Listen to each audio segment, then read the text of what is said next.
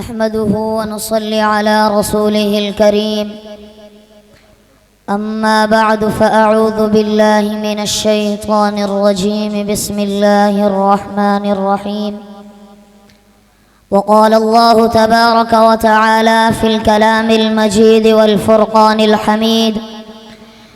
وعد الله الذين آمنوا منكم وعملوا الصالحات ليستخلفنهم في الأرض كما استخلف الذين من قبلهم وقال الله تبارك وتعالى في مقام آخر إنما يخشى الله من عباده العلماء صدق الله العظيم وصدق رسوله النبي الكريم ونحن على ذلك من الشاهدين والشاكرين والحمد لله رب العالمين وقال النبي صلى الله عليه وسلم إن العلماء ورثة الأنبياء أو كما قال عليه الصلاة والسلام۔ اس مولا کے نام سے ابتدا جس کے ناموں کی کوئی انتہا ہی نہیں، اس مولا کے نام سے ابتدا جس کے ناموں کی کوئی انتہا ہی نہیں۔ مدثر شاہ تیری توصیف و ثنا کرتا ہے، مدثر شاہ تیری توصیف و ثنا کرتا ہے، میرا ہر سانس تیرا شکر ادا کرتا ہے۔ مدثر شاہ تیری توصیف و ثنا کرتا ہے، میرا ہر سانس تیرا شکر ادا کرتا ہے، اور میرے مولا تیرے آگے میری جھکتی ہوئی پیشانی سے میری ہر بات کا آغاز ہوا کرتا ہے، اور رزق پہنچاتا ہے پتھر میں چھپے کیڑے کو، رزق پہنچاتا ہے پتھر میں چھپے کیڑے کو، تو ہی سوکھی ہوئی شاخوں کو ارا کرتا ہے، اور بڑا ناداں ہے، بڑا ناداں ہے تجھے دور سمجھنے والا، تو رگے جاں سے بھی نزدیک رہا کرتا ہے، اور مجھے حیرت ہے مولا، مجھے حیرت ہے کس طرح تیرا انکار کرتے ہیں، جدھر دیکھوں جہاں دیکھوں وہیں جلوہ نما تو ہے۔ انگریز جن کے نام سے سہمے ہوئے سے تھے، انگریز جن کے نام سے سہمے ہوئے سے تھے، قاسم اور رشید کی ہیبت کی بات کر، سید میاں ہوں، سندھی ہوں، ضامن شہید ہوں، ان اولیاء دین کی خدمت کی بات کر، اور کیا زہد تھا مہاجر مکی کی ذات میں، کیا زہد تھا مہاجر مکی کی ذات میں، جعفر کی ابوالکلام کی عظمت کی بات کر۔ میرے واجب المحترم علماء کرام، اساتذہ کرام، اور باہر سے تشریف لانے والے مہمانان گرامی، اور میرے ہم مکتب ہم مشن ساتھیوں، السلام علیکم ورحمۃ اللہ وبرکاتہ۔ آج مجھے آپ حضرات کے سامنے اس بابرکت محفل میں جس موضوع پر لب گشائی کرنے کا موقع ملا ہے وہ ہے تحریک پاکستان میں علماء کا کردار۔ جب بر صغیر میں انگریز آیا تو علماء اسلام و اکابرین دیوبند نے انگریز کو دشمن اسلام اور دشمن مسلمان سمجھتے ہوئے اس کے خلاف کام کرنا اپنا ایمان سمجھا۔ انگریز کے ناپاک قدم لگتے ہی ہر طرف بر صغیر میں ظلم ہی ظلم ہونے لگا، اسلام کے خلاف خطرناک سازشیں بڑھنے لگی۔ جب حضرت مولانا شاہ عبدالعزیز محدث دہلوی نے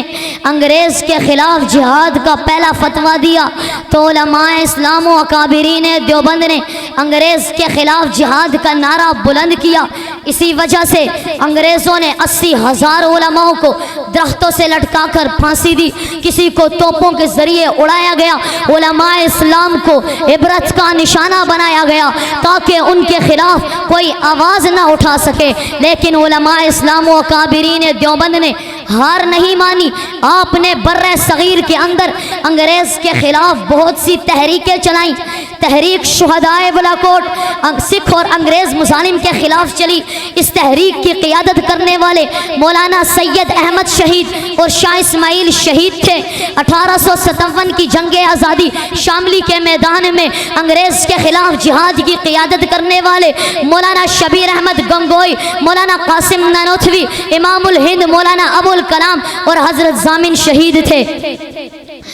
تحریک ہجرت انگریز کے خلاف احتجاجی طور پر کی گئی، اس تحریک کی قیادت حضرت مولانا امام الہند مولانا ابو الکلام آزاد جیسے بڑے اکابرین اور سید حسین احمد مدنی جیسے عظیم اکابرین دیوبند نے کی۔ تحریک خلافت انگریز کے مظالم کے خلاف چلی، ان تحریک کی قیادت کرنے والے سید محمود الحسن دیوبندی، امام الہند مولانا ابو الکلام آزاد اور سید حسین احمد مدنی جیسے بڑے اکابرین، امیر شریعت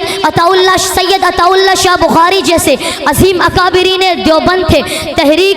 انگریز کے خلاف احتجاجی طور پر ایک منظم حکمت عملی سے تحریک ترک موالات چلائی گئی، اس تحریک کی قیادت بھی امام الہند مولانا ابو الکلام آزاد نے کی۔ تحریک ریشمی رومال انگریز کے خلاف چلائی گئی، اس تحریک کی قیادت سید محمود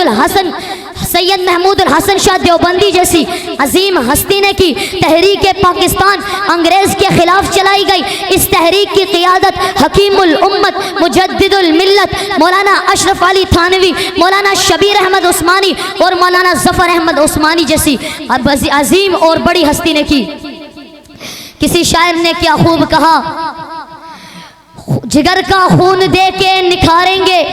جگر کا خون دے کے نکھاریں گے رخے برگے گلاب، ہم نے گلشن کے تحفظ کی قسم کھائی ہے۔ شہیدوں کی یہ سرزمین ہے جسے پاکستان کہتے ہیں، شہیدوں کی یہ سرزمین ہے جسے پاکستان کہتے ہیں، یہ بنجر ہو کے بھی بزدل پیدا نہیں کرتی۔ علماء اہل سنت و دیوبند نے انگریز کے خلاف کام تو کیا، مگر محاذ الگ الگ اپنا کر، جس سے انگریز کی پریشانی حد سے تجاوز کر گئی، جس سے انگریز کی کمر ٹوٹ گئی۔ کسی نے مجلس اسرار میں شامل ہو کر انگریز کے خلاف نعرہ بلند کیا، کسی نے مسلم لیگ میں شامل ہو کر انگریز کے خلاف جہاد کیا، کسی نے کانگریس میں شامل ہو کر انگریز کے خلاف کام کیا۔ یعنی اکابرین اسلام انگریز کے دشمن تو تھے، مگر ان کے خلاف کام کرنے کے الگ الگ طریقے اپنا رکھے تھے۔ جب 23 مارچ 1940 کو قائد اعظم محمد علی جناح نے لاہور کے منٹو پارک میں اپنے صدارتی خطبے میں یہ ثابت کر دیا کہ ہندوستان میں دو بڑی قومیں ہی نہیں بلکہ دو الگ الگ مذاہب آباد ہیں، ایک مسلم دوسرا ہندو، ان کے آپس میں رہن سہن، زبان، ثقافت، عبادت کا طریقہ سب کچھ الگ ہے، ان کا زیادہ دیر تک اور اکٹھا رہنا ممکن نہیں ہے۔ آخرکار 14 اگست 1947 کو میرے علماء دیوبند کی قربانیوں سے پاکستان کی ایک نئی آزاد ریاست وجود میں آئی۔ اللہ رب العزت سے دعا گو ہوں کہ اللہ رب العزت مجھے اور آپ کو علماء کی قدر اور علماء کے نقش قدم پر چلنے کی توفیق عطا فرمائی۔ میں اس شعر سے اپنی تقریر کا اختتام کرتا ہوں۔ یوں بھی عبادت ہوتی ہے، ہم یوں ہی عبادت کرتے ہیں، یوں بھی عبادت ہوتی ہے، ہم یوں ہی عبادت کرتے ہیں، اسلام کے گلشن کی ہم جان دے کے حفاظت کرتے ہیں۔ جینے کا ہمیں کوئی شوق نہیں، جینے کا ہمیں کوئی شوق نہیں، مرنے کی ہمیں کوئی فکر نہیں، جینے کا ہمیں کوئی شوق نہیں، مرنے کی ہمیں کوئی فکر نہیں، وہ مر کے بھی زندہ رہتے ہیں جو دین کی حفاظت کرتے ہیں۔ وما علینا الا البلاغ۔